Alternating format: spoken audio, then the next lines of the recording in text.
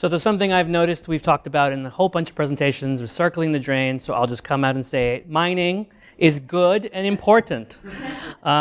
So as part of my capstone, I'm looking at the feasibility of industrial scale taking CO2 from the air and putting it onto rocks in a mine context. So before I get started, I'm Gus. I've spent 7 years in the mining industry, and my advisor is Dr. Orr, who also teaches the Carbon Capture and Sequestration course at Stanford. If you haven't taken it yet, really you should. So let's talk about my favorite subject. Well, part of it anyway. The problem is that we put over 50 billion tons of CO2 into the atmosphere every year, and that means that the planet is warming. However, we can use waste from the mining industry to maybe find a solution to put that CO2 somewhere.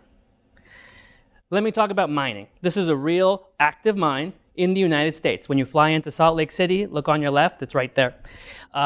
First thing you need to know about a mine is you make a big hole in the ground. All that material has to get processed. The concentrations of the material is about 5 to 1%, so very low. That means that 99% of that material gets stored in those lovely waste dumps that you see there. They're going to stay there forever.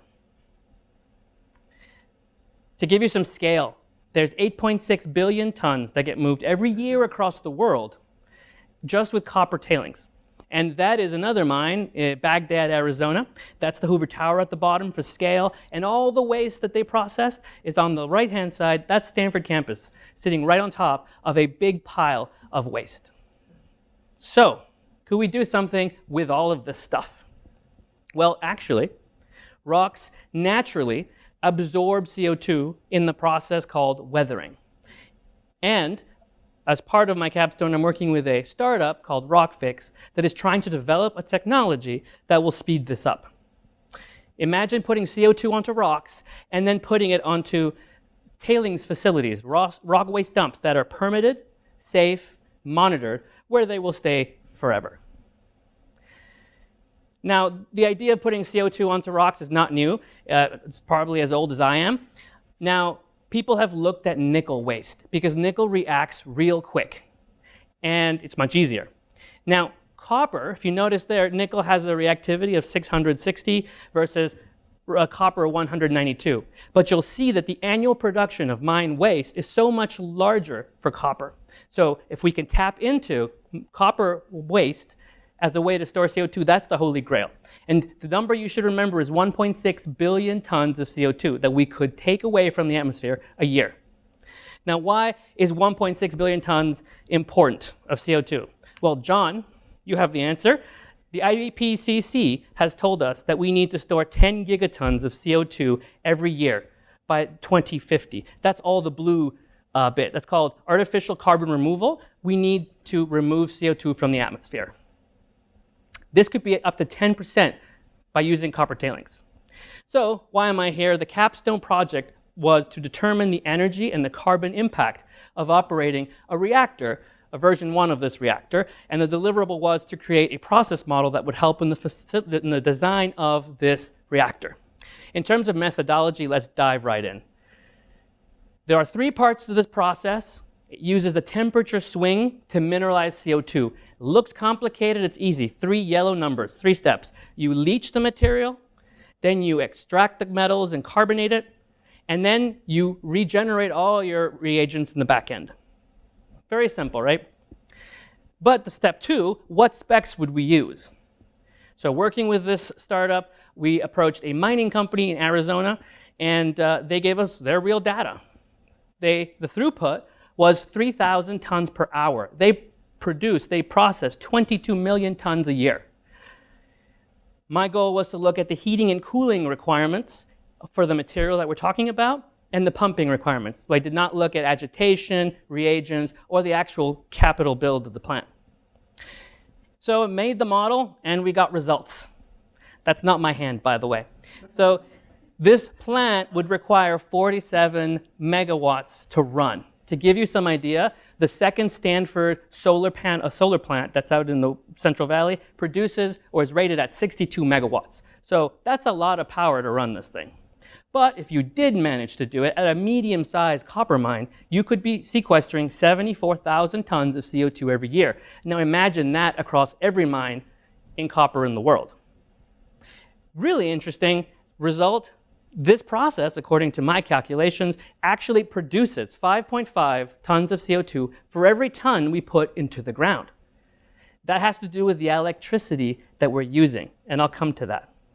But assuming it's all green electricity and it costs the average 7.2 cents per kilowatt hour, which is the US industrial average, it actually would cost $300 in electricity to store per ton of CO2. Now, that seems high, but in the carbon removal industry, that's actually pretty reasonable for a first-time pass. So let's dig into this energy bit a little bit. It takes 47 megawatts to run. It's a temperature swing process, which means we heat things up, we cool things down, and then the goal is to recover that energy. The red bars are the heating up, and also the cooling in total energy, and then we can recover all of the blue. So we can recover it, we can reduce it, the net is 47 megawatts. So it's a lot of energy being moved around, but we're recycling a lot of it. Levers to pull. Decrease the temperature delta required. For the analysis, we looked at 10 degrees centigrade in as cool and 80 degrees centigrade out.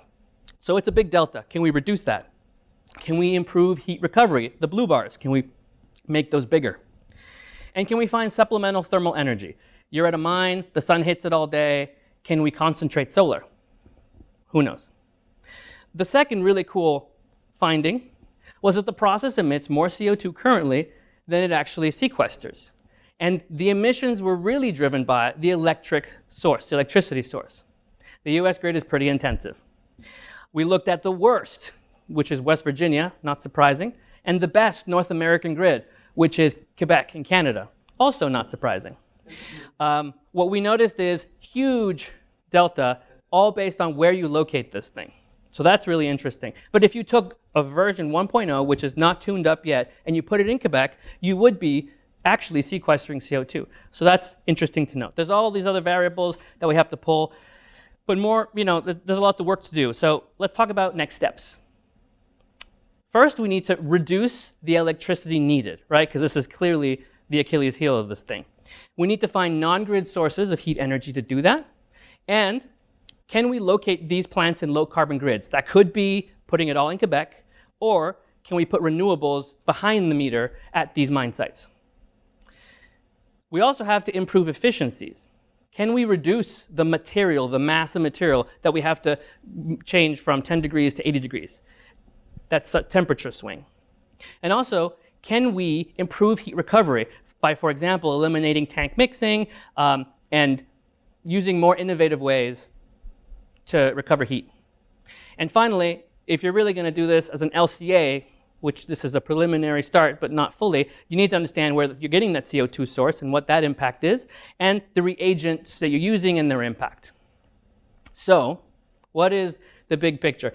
This might seem like pie in the sky, but I assure you that this is rock solid science.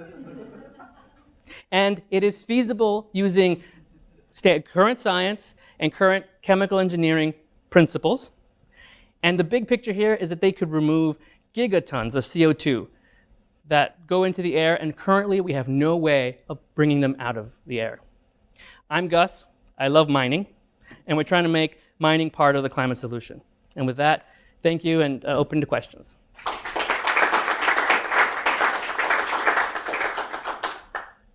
Yes? How many copper mines is the question. The answer from literature review is about 600. Now, most of these are very, very small. I know John. John, by the way, in the plaid, was my boss, but don't look at him. Anyway, he was my boss at one of these Arizona mines. But it's about 600, but a lot of them are really, really small. And if you look at statistical data, there's questions about whether it's open, whether it's closed, whether it's a quarry, all that stuff. About 600. The biggest mines in the world that produce most, the bulk of it, probably 50.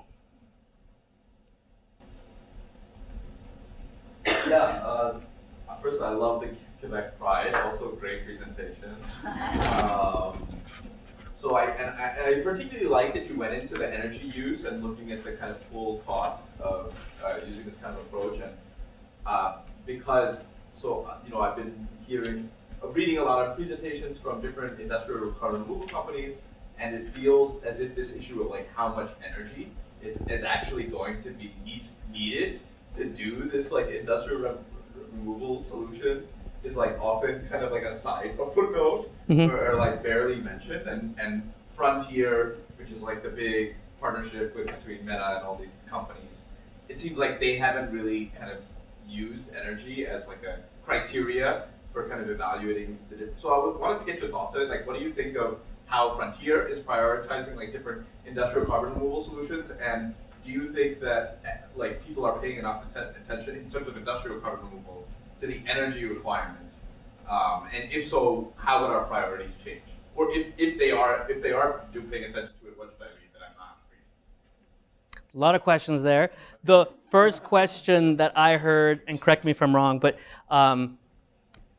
energy is important, and people aren't mentioning energy in carbon sequestration, carbon capture. Carbon capture, by the way, is like taking CO2 out of the air and concentrating it. Carbon sequestration is doing something with it, and what we're doing is carbon sequestration, but they're both energy intensive. A lot of this technology assumes one big assumption, which is that at some point in the future, we'll have lots of cheap and renewable energy. So the real race, and I think that you'll see, although Frontier is focused on developing two things. Frontier is really focused on developing the carbon tech ecosystem and really bringing, like you have to fund these things to bring down the costs. Yeah. So that's a really important part. But something that you see if you look at the companies that they've funded, there's a real focus on not just having the source of value being the carbon reduction. So there needs to be another way of getting value. So for example, in this case, the reactor that's being designed or proposed would also pull out additional metals out of that waste stream. So that's something that's really common. Yes, there's a lot of energy required to get CO2 out of the air, and that's just kind of the thermodynamics of the process. It's really concentrated underground, and we diffuse it in an incredible reduction. Like we reduce the concentration incredibly and we put it in the air. Exactly. However, a plug for carbon mineralization onto rocks, it actually runs quicker and better at lower concentrations. So if we're trying to find the common way of taking care of carbon sequestration is pumping it at pure form, dry, underground, because it's supercritical, and there are many benefits with pumping supercritical CO2 underground. However, that takes a lot of energy to get the supercritical and pure CO2. So rock weathering actually requires about 5 to 15% CO2, and it can run, at least in nickel, with ambient concentrations of 400 parts per million. So yes, it takes a lot of energy. I think the benefit of mineralization on rocks specifically is that hopefully we could eliminate DAC altogether, or at least do it in a cheaper way. Is that all your answers? All the questions, I think? We'll come back if we have time. On the topic of co-benefits, can you tell me more about the current management of mine waste? It sounded like no management, and like what could be community co-benefits of running it through this enhanced rock weathering process? Great question. So there is actually an incredible amount of management when it comes to rock waste. It looks like it's put there willy-nilly and like we'll just leave it there forever, which is the truth. We require laptops and TV screens, and that requires a big hole in the ground. That's inevitable, at least whatever. However, there's a lot of work that gets done from a mining perspective to get the regulatory permits to be able to leave those big piles of waste. And those things are monitored by very intelligent and professional people, and they're monitored for 30 years to make sure they're stable, chemically and physically. So there's a lot of work there that gets done.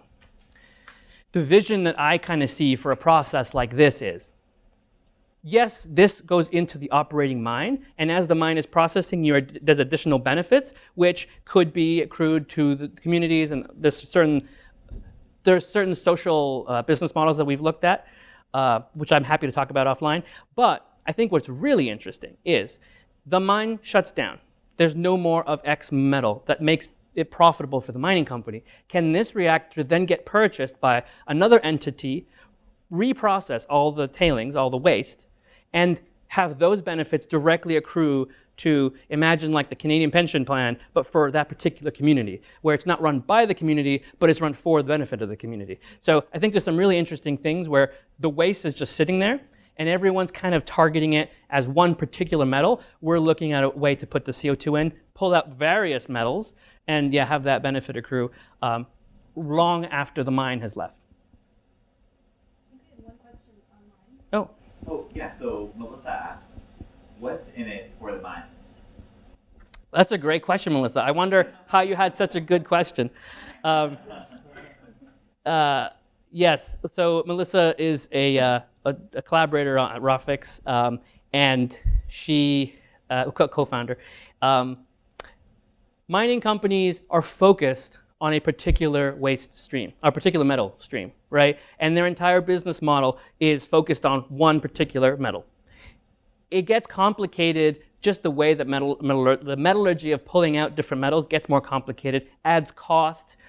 Mining companies aren't equipped with a team of scientists to focus on all this new technology. Their team of scientists are busy trying to make sure the thing doesn't shut down or kill anybody. They're busy. So the benefit to the mine is that can we make this process to pull out additional metals and then have a kind of a royalty agreement where we're sharing some amount of that benefit with both the startup and which is the technology developer, and the mine who owns the actual assets. So, Thanks, guys. thank you.